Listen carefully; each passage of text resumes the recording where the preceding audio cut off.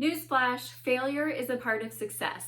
It doesn't mean it's always easy to deal with. And so in today's video, I'm going to be sharing with you how to deal with failures and disappointments as you are growing your business.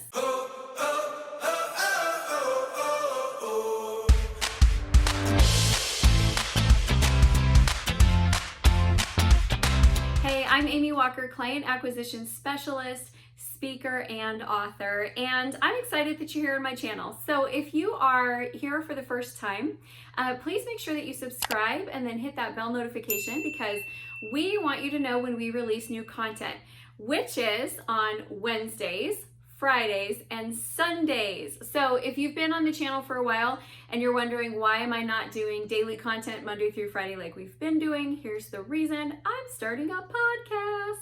And I couldn't manage all of the content creation for the podcast and also for the YouTube channel. And I was doing some research anyway, talked to some experts, and they said that 3 times a week is kind of ideal, and the ideal days to post are Wednesday, Friday, and Sunday, and well, actually Saturday, Sunday, but I'm going Wednesday, Friday, Sunday. So anyway, that's what we're going to be doing. That's what you can expect from our channel. We always try to bring you great content that's going to help you to grow your business, whether that's your sales, your marketing, your leadership, or your mindset, or time balance. So welcome to the channel. All right, let's jump right into today's content. Disappointment and failure and frustration. I mean, that's all kind of comes with the package of entrepreneurship and success. I don't know any really truly successful people who have never had any fails. So what we're going to do in this video is I'm going to share with you the 5 different tendencies that we have as humans. And this again is just kind of our human nature of how we initially respond to failure and disappointment. I'll share with you those 5 different failure profiles first. You can identify which one makes the most sense and resonates with you. And then I'm going to share with you what we need to do to adjust in order to be able to overcome that disappointment and not let it stop us. Because again, disappointment, part of the game. Sitting on the sidelines and crying in your Twinkies, not required in order to be successful. I honestly haven't eaten a Twinkie since I was a kid, but for me it would be Ben and Jerry's. Just saying. All right, so let's jump into our different profiles here. The first profile is what I call the sideliner.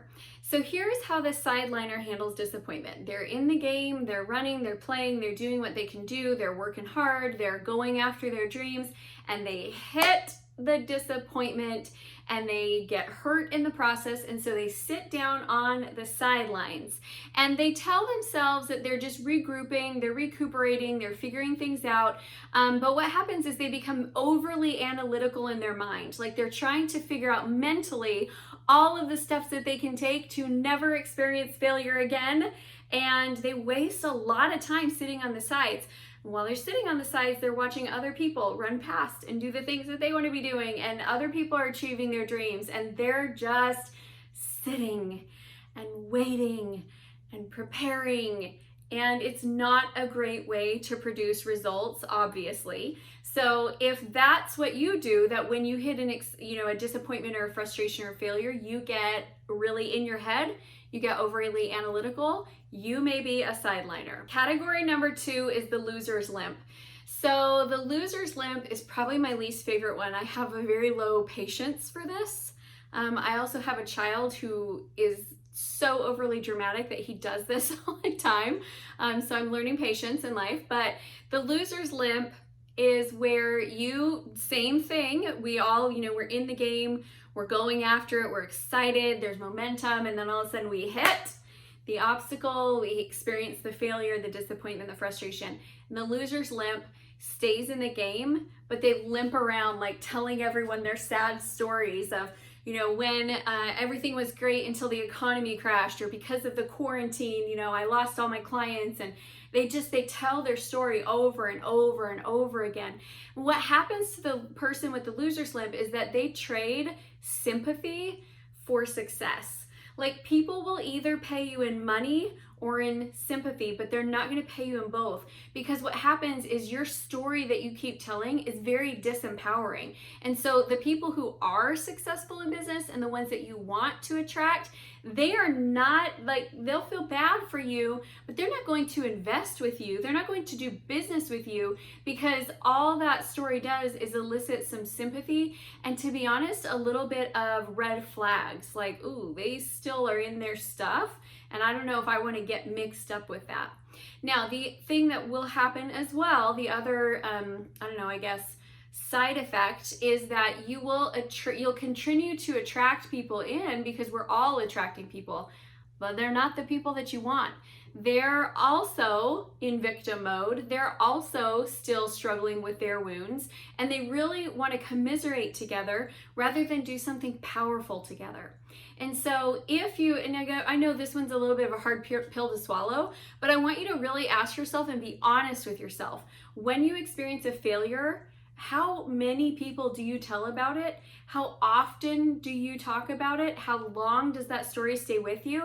And do you tell it like it's not your fault?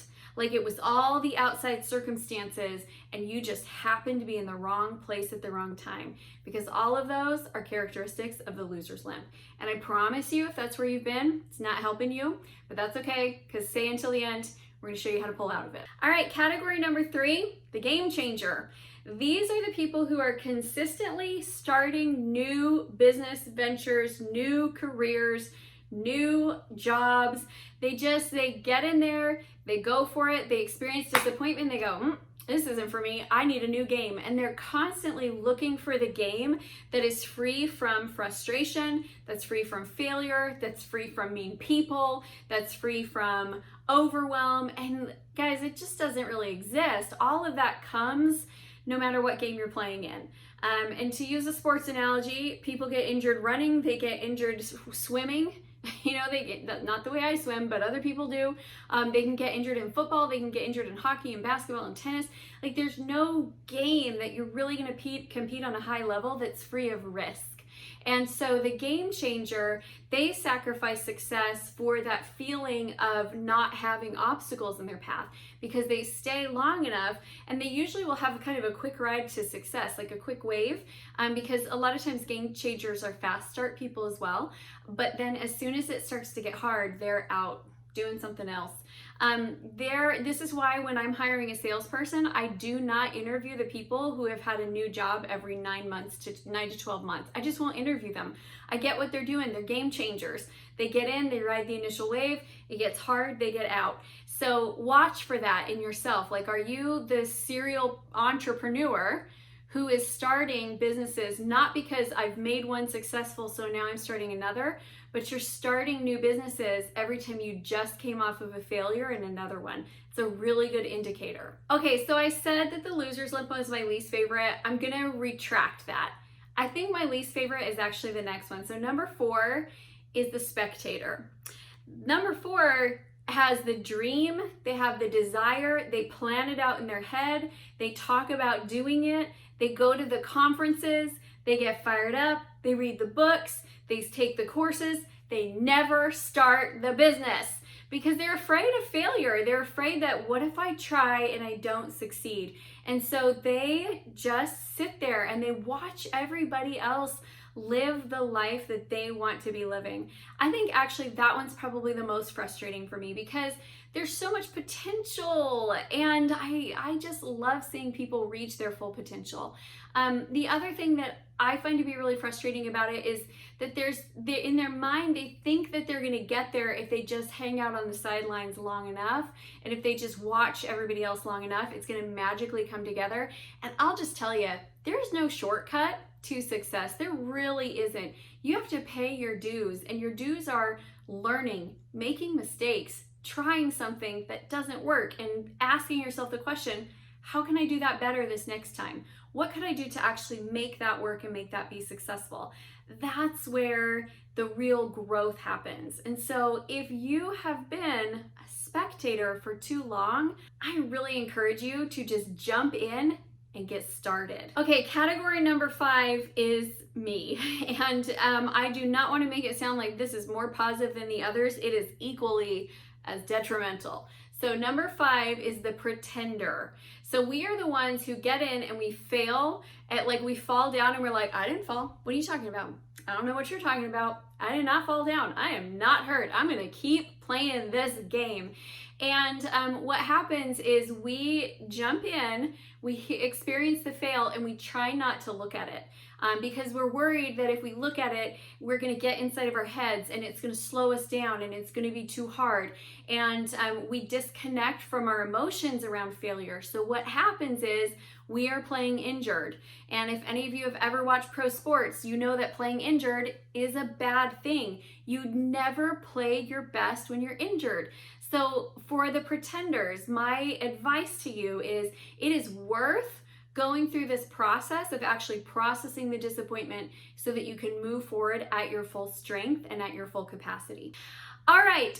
We know what the 5 different categories are. The reason I share that with you is because I want you to understand your triggers and your reactions. When you experience failure and disappointment, I want you to be able to look in the mirror and say, Amy Walker, you are not going to be a pretender on this. Instead, we are going to process. And that's the final phase where we all want to get to, is the ability to process our failures and disappointments. So here's how I process. The first thing that I do is I actually will take time to journal. That's number 1. I'll journal and I'll write down, I feel disappointed because, I feel like a failure because, I feel sad because, I feel upset because, I feel hopeless because, and I write about whatever I'm feeling. The second thing that I do is I go and I process the emotions. I actually go somewhere I can be alone, might be your bathroom, might be your car. I like to go outside to my backyard and I will say all of those things out loud. I will let myself feel the emotion. I will let it come out. Then I forgive myself. I forgive any people involved. I burn the papers. And that's how I process the emotion. Once I have done that, but not until I've done that, then I'm going to come back and I'm going to analyze my business. So the third step is I'm going to analyze the mistake. Why did it fail? How can I do it better? Are there ways that we can innovate? Is it something that I just shouldn't be doing? Is my process needing to be adjusted? And so I come back and I actually really look at it so I can learn from it. And that is the final step, is learn from it. Like, are you going to actually fail and not learn the lesson? Because you're going to fail again in the same way if you don't take that time to learn that lesson. So it's really important. We have got to learn how to recognize what we do in disappointment and failure, and then learn how to process that experience so we don't have to keep repeating the same mistakes over and over again. That's the worst, my friends. So if you are watching this video and you can relate that maybe you feel a little bit stuck in disappointment, I am going to give you an invitation to join me in my 30-day Peaceful Productivity Challenge. This is going to help you shift the way that you've been thinking about your business. It's going to help you shift out of being on the sidelines and really get into the work of managing your time, getting more done, and being super productive. So the link is down below. And if you would, please make sure that you leave me a comment. I love hearing from you. Tell me what your business is. Tell me what you got going on. Ask me questions. It may turn into future videos, or else I'll just answer it in the comments. If you'd like to join a community of like-minded entrepreneurs, please head on over to our private Facebook group, The CEO Spot. It's a great place to get connected, ask questions, and I do post a lot of good tips and behind-the-scenes content in there. And that, my friends, is it. Thank you so much for being here with us today.